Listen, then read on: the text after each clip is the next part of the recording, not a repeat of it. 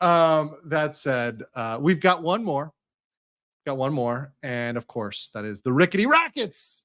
So let us go here and watch Rackets. So this is Rickety Rackets on Locals, right? This was clipped and then put on YouTube. So this is me just watching the YouTube clip here. So we're gonna watch Nick's and just let it go. I have not seen this, so this is something I have not seen at all. I literally was sent this and I have not watched it at all. So we're gonna let this play out right now. The Gina Carano lawsuit, which is a response to Elon Musk saying, hey, who's been canceled effectively for the First Amendment speech on Twitter specifically.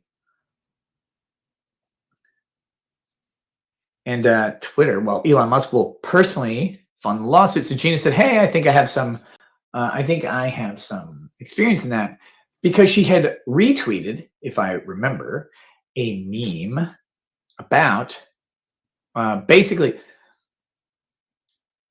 the media narrative was that the meme compared Republicans or conservatives today to Jews in Nazi Germany. Okay, so pause there. So I'll pause when it gets into factual issues. So the thing is clearly just me starting out this and watching it from the beginning. This is just me, once again, first take. Nick clearly doesn't have the facts very much in his head here. And I want to be very fair to Nick. Actually, let me pull out this, because I went out here and I looked and I said, how many things is Nick covering? Right? Like, how many channels does Nick have? Is he covering? And, you know, he's covering a lot of other topics, right? Like Nick is covering, let me just pull up Rekieta law here real quick, right? Nick covers probably like 15 different topics. He changes topics every day, right? I actually didn't see him doing a live on this on YouTube. In fact, it's just something that clearly was clipped from his locals, right? Because he clearly is covering, you see, let me pull this up here. He's covering Trump. He's covering Clarence Thomas. He's covering SCOTUS. He's covering Vince McMahon. He's covering Texas. He's covering Ukraine. He's covering Carroll. He's covering a police shooting. He's covering Alec Baldwin. He's covering Kiwi Farms. He's covering weed. He's covering Shirkelly. He's covering Fannie. He's covering diversity. He's covering Biden. He's covering Adam and Stitch. You know, he's covering New York. He's covering, you know, a lot of other things, Ty Beard, right? So he's got a lot of other stuff that's coming out that he's covering, and he's not covering this specifically. So frankly, you know, when you're covering a lot of things, it's hard to get all the facts right. So off rip here, it seems like to me there's some facts missing.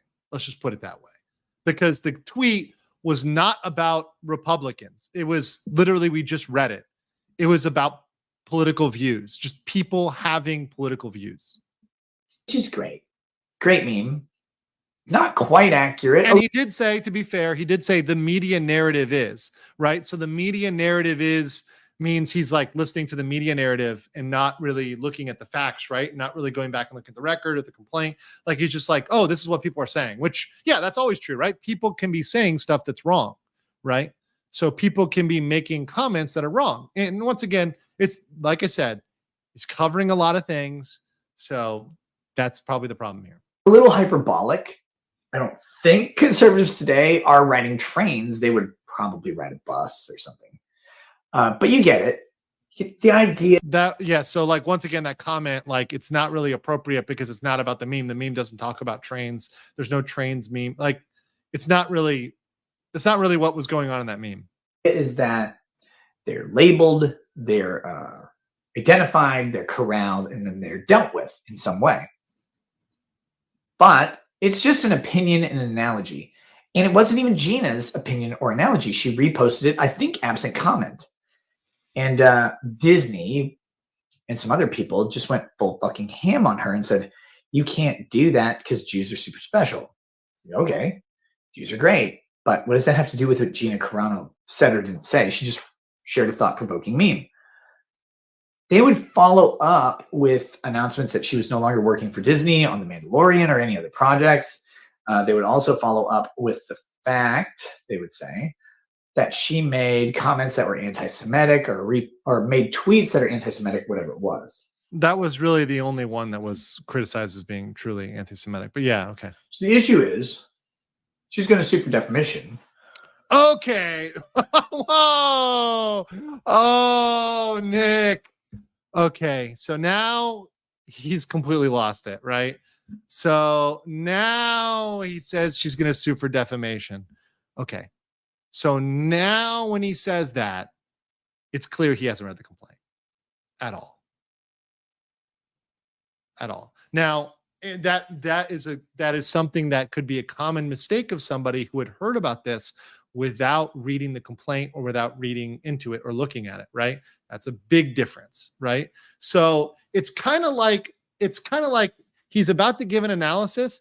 It's kind of like if you were scheduling a date, right? And you're scheduling a date at Cheesecake Factory. You say, "Hey, baby, show up at the Cheesecake Factory in Orlando." And instead of Orlando, your date shows up to Jacksonville. It's just like you're in the wrong city, bro. Like even if you're there at the right time and your analysis is on point, you're in the wrong place. So now I feel like we're going to go down an analysis of defamation, which is entirely irrelevant to this case. So I feel bad that he went down that road because we can't even critique it because it's just a wrong analysis, right? It's like it's the wrong, you're turning in the wrong homework, right? Your homework is just like the wrong homework. So maybe there's some facts he'll get right. So I'll give him some points if he starts to getting facts right. I'll give him some points, but on the law, he's going to get 0 points if he does only a defamation analysis. So like in the law is the major amount of the points here for the score is the legal analysis, right? That's the point, right? You're a lawyer. You're supposed to be giving legal analysis, not commentary like a just random commentary. Well, although sometimes we do that when it's like chats or whatever. And this is local. So in his defense, he may have been talking about something on locals that he doesn't really feel like streaming on because he's not that informed on it, right? And sometimes I do that. I talk about stuff on my locals that's kind of off the cuff. I don't know that much about it. And maybe I'm wrong, right? But yeah, no, I feel like it's not going to be good. And the defamatory tweets are something like, she sent anti-Semitic tweets, stuff like that. The big problems they're going to have are with the nature of defamation in regards to labels like racist, anti-Semitic, etc. If you say someone sent an anti-Semitic tweet and your argument is it's not anti-Semitic, those are opinions, right? That's an opinion. And that makes defamation really difficult. It gets further this is difficulted. This is all, mind you guys, this is all completely irrelevant. All of this is completely irrelevant. It's an entire defamation analysis. So it's like he's talking, but like these words aren't meaning much because it's not applying it to the statute, which is pretty strict. It's pretty, if you did this, then you are liable, right? It's not a defamation analysis. That's a completely different cause of action. Because Gina Carano is probably a public figure, almost guaranteed a limited purpose public figure. This law has nothing to do with public figure. Public figure does not modify this. This is a statute. So it is violated or not. Public figure plays no role here. So if you or I get terminated in California, it doesn't matter whether we're famous or not. The labor law applies. This is a massive difference. Now, he's giving a good defamation analysis. It's a good one, but it's not applicable here, right? She has a huge Twitter presence, large social media presence elsewhere. She has a long career in the public eye. I remember watching Gina Carano fight in like 2006. Oh, someone said this in the chat. Maybe he was mixing it with Vic's case. I know like Vic Mignogna's case, he just had that settlement and the payout to get it off. But like, yeah, I just also, it looks like Rackets is going to eat me right now. Does this not look weird the way he's looking at my little square? Like, gotta like cower from Rackets here. Although, like, you can clip that, right? Yeah, it looks a little weird.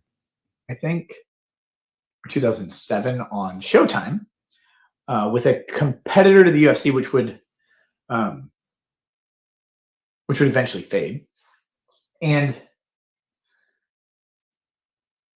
she's likely going to qualify as at least a limited purpose public figure. Plus, her tweet is made to the world.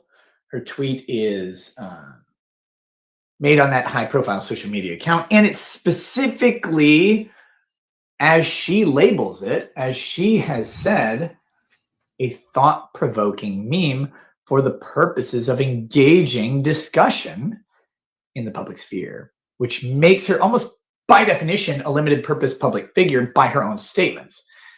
Now, like if he was, so right now, guys, if he was talking about these facts in the context of whether or not this is political activity, this would be a relevant discussion, right? He should be musing over, do the tweets constitute political activity? Because if they do, then they're liable. Then he would be doing a good analysis. Like if he was arguing they're not political activity for X reason, right?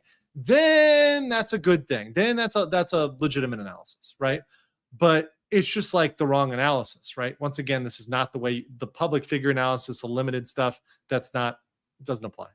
Now, Disney has to, first of all, Disney's subsequent tweets have to not only be false, they have to be not opinion, and they have to be rendered with the requisite level of fault. In this case, knowledge of the falsity or reckless disregard for the truth. So first you have to determine that their statement that she was making anti-Semitic tweets or social media posts is not an opinion, but an actual fact. It's hard because anti-Semitic. What isn't anti-Semitic these days? What the hell is that? What? No. Okay. That one is a little like what? Okay. All right. Let's continue. I think even Jews are anti-Semitic these days. I think so. Someone told me it was 4 a.m. his time. I will cut him a little slack because it's 4 a.m. his time, right? I get it. And I do also get, someone told me on locals, this was a locals question. So like obviously I get this is on locals. I get it's because someone asked him to comment on it, right? And he wasn't really prepared or covering it. I get it. I get it. But I still have to judge him on his take, right? Down. What, too short of a circumcision? What is I don't know what is objectively not anti-Semitic, because everything is labeled anti-Semitic. Thank you, Southern Poverty Law Center and Anti-Defamation League. They have created a narrative that anything and everything can be anti-Semitic. Oh, also Ben Shapiro. Ben Shapiro takes every argument that exists and throws it in the oven and then laments its loss. And he's like, no, it's all anti-Semitic. Everything is anti-Semitic to someone. I mean, I will always laugh at making fun of Ben Shapiro, but time. So what is objectively not anti-Semitic? What can you prove isn't anti-Semitic? Zeno Gogeta says, I just wanted to see a reaction to the first sentence of the complaint to see if you'll side with Disney by default because of what it says. Here is the sentence. Okay, so he's reading the complaint now. Okay. 1 and 2. Gina Carano is not currently employed by Lucasfilm. By the way, the first sentence does not actually the first sentence is actually good. Like the intro is actually good. And there are no plans for her to be in the future. Okay, that's not defamatory at all. That doesn't mean anything. The next sentence, it added, nevertheless, her social media posts denigrating people based on their cultural and religious identities are abhorrent and unacceptable. Okay, here we go. Wait, was he supposed to be reading the complaint and then he just read a random statement? Wait, what? I don't know what he was even reading there. I don't know where he was reading that. I don't know. What about that is provably false? That is the hardest question to answer of that lawsuit. Is he making, is this the same argument that like other people were making or like Vito is making or something? Because I don't know where he got this argument from. Like, I really don't. Like, it doesn't make much sense to me. I don't know. What about that sentence, the second sentence in particular? Her social media posts denigrating people based on their religious and cultural identities are abhorrent or whatever. That's all opinion. It's, I hate to say it, but it's textbook opinion speech. The denigrating part. Uh-huh. How is that not an opinion? You don't share the opinion that it's denigrating, right? Okay. I'm going to fast forward and see if he changes to anything else. Would a reasonable liberal let's definition of hate group, Southern Poverty Law Center has a definition that they have created for a hate group. Okay. And so long as they apply it in roughly good faith fashion uniformly, then it can't be false just because you disagree with the outcome. That is the hard part of this lawsuit. that is a tough part, because how do you show it's not just an opinion? And it's interesting because Okay, so I'm gonna stop it here because this is like the end. This is like, wow, that's like beating a dead horse. Okay, so that one, guys, was not getting any better. So I'm just gonna go ahead and say this. Okay, guys, this is where I'm gonna put this at. Wow. Okay. I honestly like, I don't even know what to say. I don't want to. He didn't read the complaint, so my threshold for C tier was reading the complaint. I mean, D tier is clear. He'll make a D tier. It might even be F, but I wanna put it here because it's locals. It's late night. He didn't know. He gave a good defamation analysis, but that was completely wrong.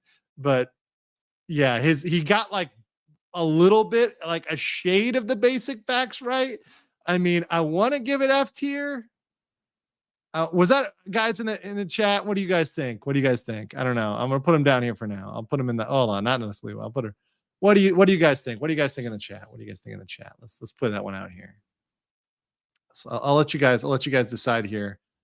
Nick, is it Nick, D, or F tier? I'll put D and F. Okay, you guys can decide. I'll let the people decide. I'm on the fence. I'm truly on the fence. I kind of want to give him F tier, but also D tier might be appropriate because I want to cut my homeboy some slack because he did not actually study. Give him the D. No. He's got to work for the D. He's got to work for the D.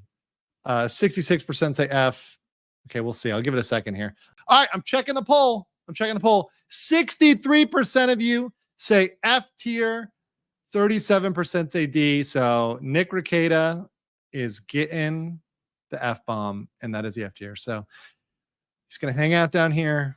He's going to hang out right down there. It's going to be fine. So last ranking, we got S tier.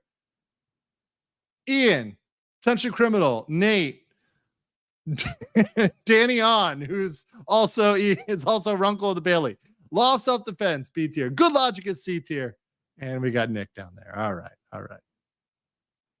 right.